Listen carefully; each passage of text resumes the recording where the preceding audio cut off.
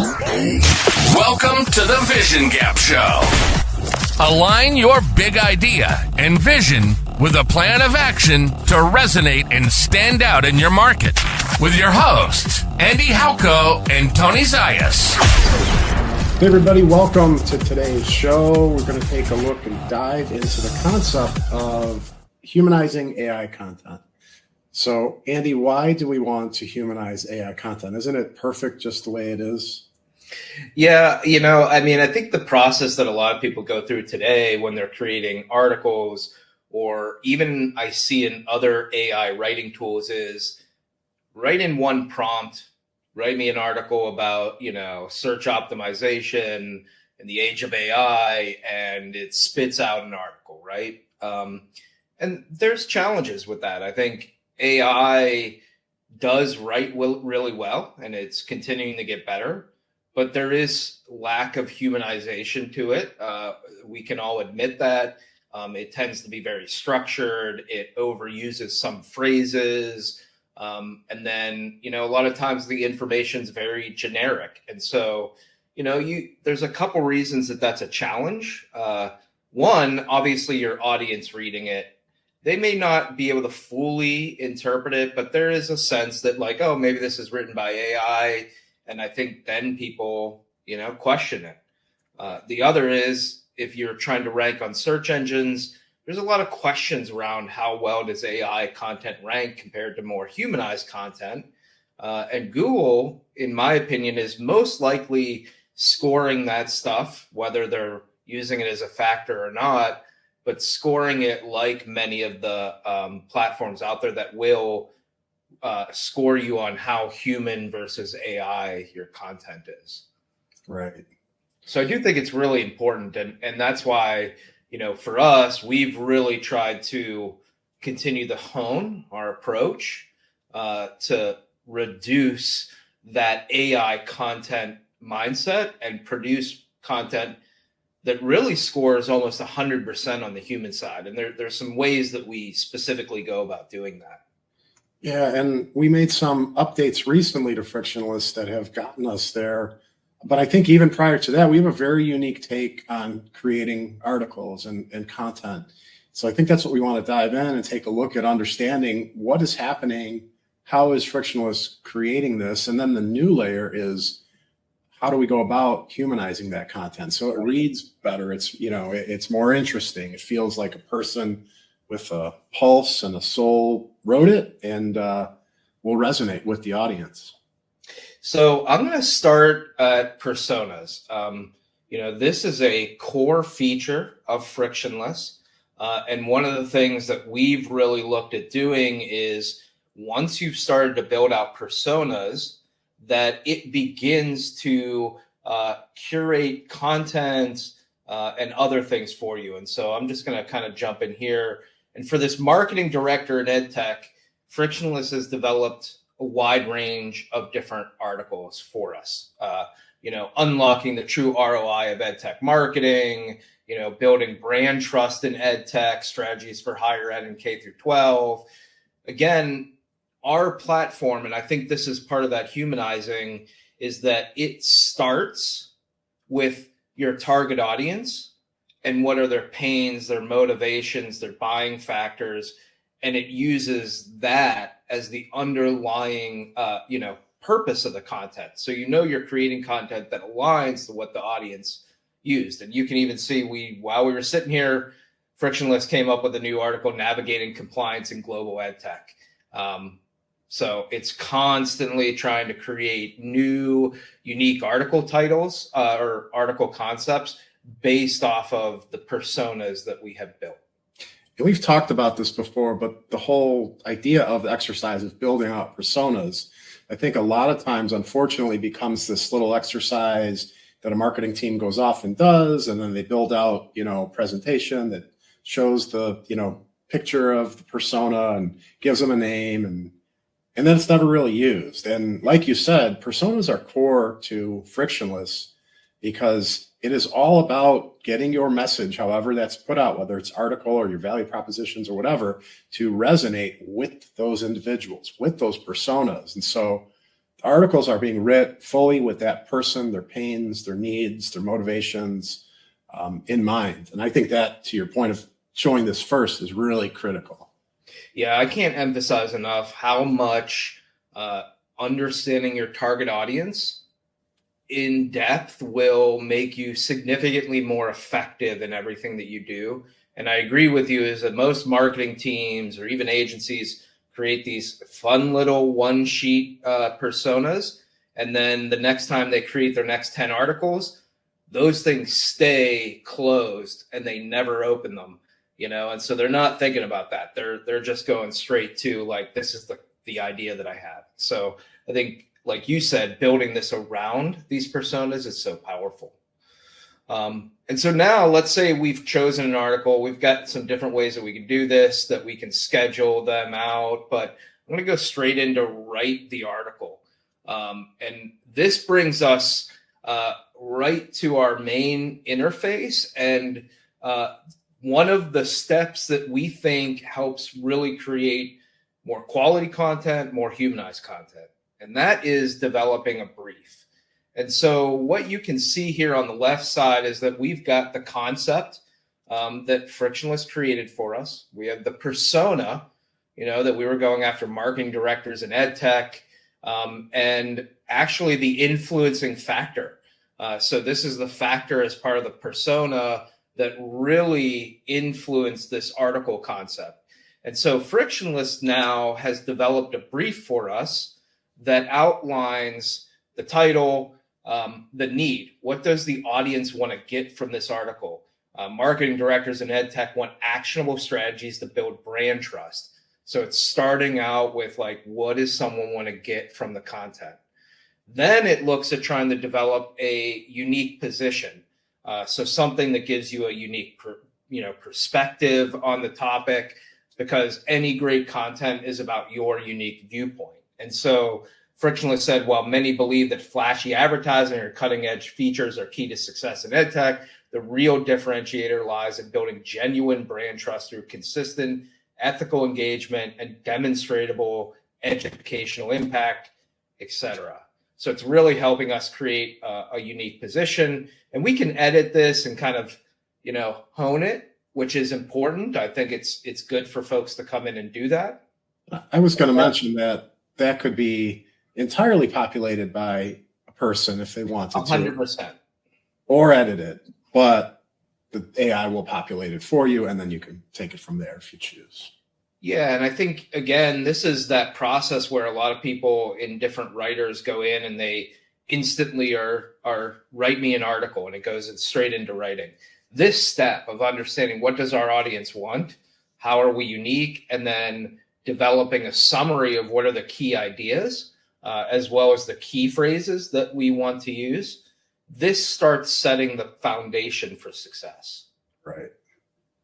So the next step, and this is very new for us, but one of the things that we did figure out in our process of humanizing content is making sure that you do share something that's hyper specific or personal.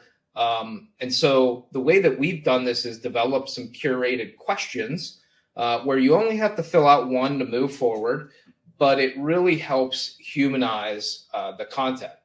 And so our article up here, we're kind of focused on proven strategies for marketing directors to build trust, not flashy advertising. And so I've got some, questions here, like share a big win or success. Tell me something you love about this topic. If you had a magic wand, what would you change? Down to, what is some advice that you could give, or what is a really specialized tip or trick? And so this helps the AI really personalize at another level, versus, again, if you're just putting in a request. And this obviously takes a couple of steps, but even with the steps that you're taking, the speed is 10 times faster than writing on your own. But these steps are what help really humanize the content. So, something that I love about this topic, let's just think, trust, I love that trust is the most foundational aspect of marketing, because without trust, there cannot be conversions or sales. And I really believe that. And so we've kind of set at least this core idea that can now be infused into our content. So you can fill out more than one, but one required just for the sake of that personalization, that humanization. Correct. And so now our next stage is outline drafting. Again, this is one of those things that we're adding a step into the process, but this step is critical to producing quality humanized content. And the reason that is that AI does better in creating things in focused chunks. And so when you ask it to write a whole article in just one felt swoop, it is going to have a much higher likelihood of random information or going off on tangents or some of these other things. And so what we do is we have the AI go out and really develop a nice outline based off of our brief and our personalization. So it's come up with a first step section, establishing trust as the cornerstone of EdTech success, transparency, the gateway to building confidence, ethical marketing practices, prioritizing privacy, educational commitment, partnering for impact, and then conclusion, rethinking success beyond innovation. And it's got some points here, and we can actually go ahead and, edit some of these as we go about it. So if we have something that we want to add or change, we can do that really easily. And then one of the newest things that we did is we've added this whole layer of these new styles and tones. Before we had a much more simplified approach. And this is where some of the humanizing magic comes in. And you don't see it on the surface, but what I will tell you is that underneath these selections of tone are hyper trained to produce really humanized voices. And so when you choose one of these, it is really leveraging that in a quality way. I like this smart and subversive one. It gets a little bit, it's not for everybody, but it's my favorite. It adds a little bit of humor in. It has much more of a, down-to-earth tone. So I like using it because it just feels like you're talking to one of your buddies or something when you do it. And so I'm just going to go ahead and hit draft. And what it's doing now is it's going through each of these outline sections, using our voice, using our persona, using our brief. All of that information is being curated to produce hyper humanized content that really aligns with what our persona is looking for. So let's take a look at what we got back. Again, I said the tone, forget the bells and whistles. Trust is the real MVP, most valuable player. Picture this. You're in a crowded market. Everyone's shouting about their new shiny gadgets, but you lean in closer and quietly ask, can I trust you? That's how it feels in ed tech. Flashy features might catch your eye faster than a squirrel on a caffeine binge, but trust is what keeps educators coming back for more.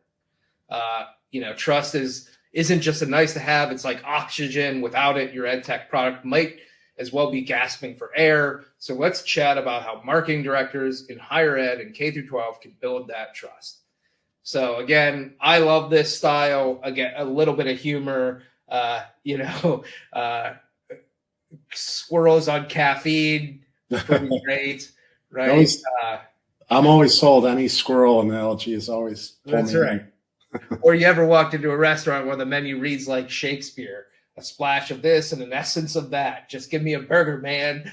Terms of service should be the same way, clear as day. None of that fine print mumbo jumbo. When folks know exactly what they're signing up for, it's like finding out your favorite show got renewed for another season. It's and this is the magic, right? And there are other styles. I'll actually do another one. So you could shift this sharp yet impactful is always a nice one. It actually comes out when you do this style, hyper humanized, just like the last one. And so this is a good one that is kind of that blend. It's not quite what we just did of, a lot of humor, but it still has a lot of short, punchy, sharp, content. And so we could rerun this if we wanted to try a different style and see, how does it present. We're going to have the same foundational information. We're going to have the same, it's driven off this persona, what that persona wants, the core ideas that we developed in our brief, but the style is going to be a little bit different. So I just kind of come down here and did this one section, transparency, the game changer in EdTech marketing.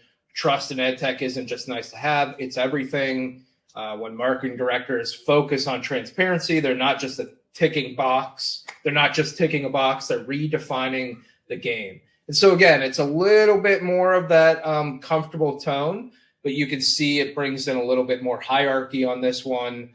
No smoke, no more smoke and mirrors. It's time for ethical marketing.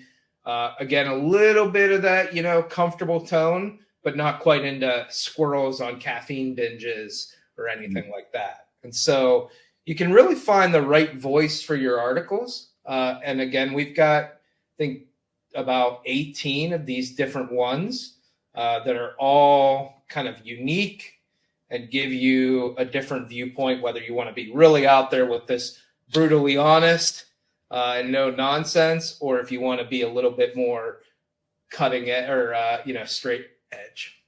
I do love that. Like some of these tones are like really fun and how they, comes out. Yeah. We were saying reading some of this is like the most fun reading we've had in a long time, right? All right, marketing directors, grab a coffee because we're about to dive into the greasy gears of EdTech. Let's be real here. So again, do you enjoy burning money? No? Good. Because student privacy isn't up for debate. GDPR and FERPA are acronyms you'll want tattooed on your brain because violating them is like skydiving without checking your parachute, a wild ride until the end when everything goes splat.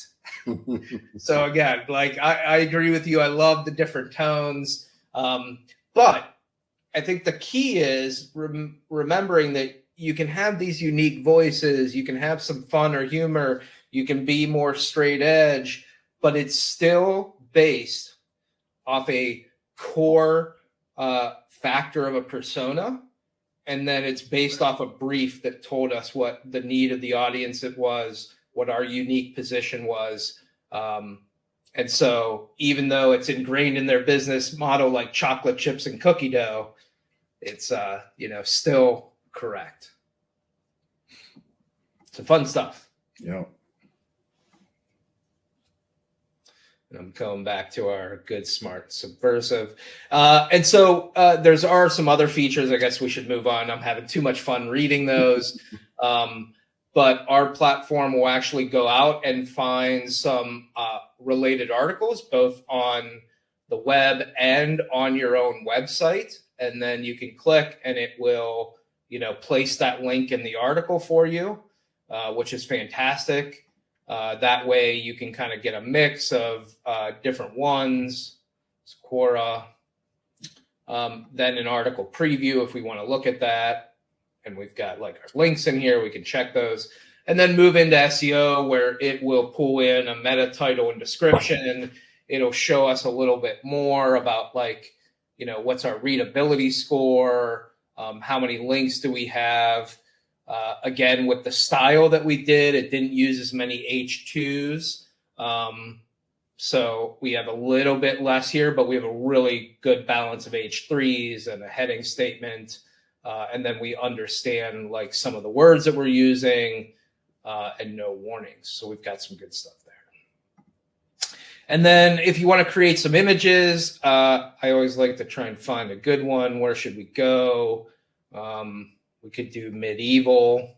I don't know if that fits this article for EdTech, but medieval with a subversive tone from the article. But it does use that. So it's using, information from our article, our tone, Now we've kind of given it a style for the image, and we can create a couple of these if we want to use them in the article, if we want to use them as the featured image that typically happens, or use them in social media when we're sharing, but we've got some image options that we can leverage.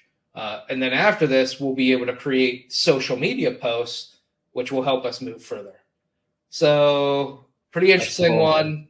Medieval, maybe I picked the wrong one with medieval, but you can see a little book here, and obviously people learning on their medieval laptops, maybe. I don't know. It's hard to tell. Probably because we decided ed tech and medieval. So really did match that up very well.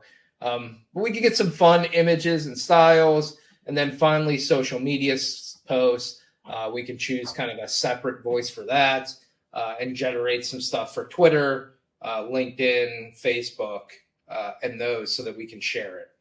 And so now the process has become, just to wrap it all together, is we started out with our target audience, started out with what they care about, and we really moved through a process to create valuable content that focuses on their need and our unique position, and humanized content that has a really clear voice that is selected by the tone, and then just making sure that it works for SEO and some of these other things. And so I know we've been 22 minutes here, but I did a lot of yapping. So let's say 10 minutes, you can create a hyper targeted piece of content, really matches your audience, humanized and valuable. Links, SEO, all that stuff, social media posts. Yeah, A to Z, kind of from concept to final product. Pretty cool to see that entire process here. Totally. Looks like you want to correct that, make something more. I don't know. I wanted to make something even weirder. Stone and watercolor. We got to see what stone and watercolor bring out, right? With ed tech. So we're talking technology, education. I think that, subversive tone with stone and watercolor. I have no idea what's going to happen.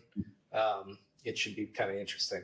But yeah, Tony, as this is working, I think if you're out there trying to create content, this is a way that you can do that really fast, and you can do it really quality. And I'll be honest, this is like a really cool image. I love it. The owl. Owl for wisdom on a book in front of a school, and then people working on laptops, and there's a little bit of privacy stuff. And watercolor. Look at it dripping down at the bottom. That's awesome, love it, man. Yeah. All right, we got to end with that. How do you beat the owl?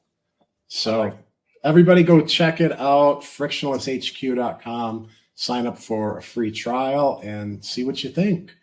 Hope to see you guys next week. Thank you for tuning in. Take care, everybody.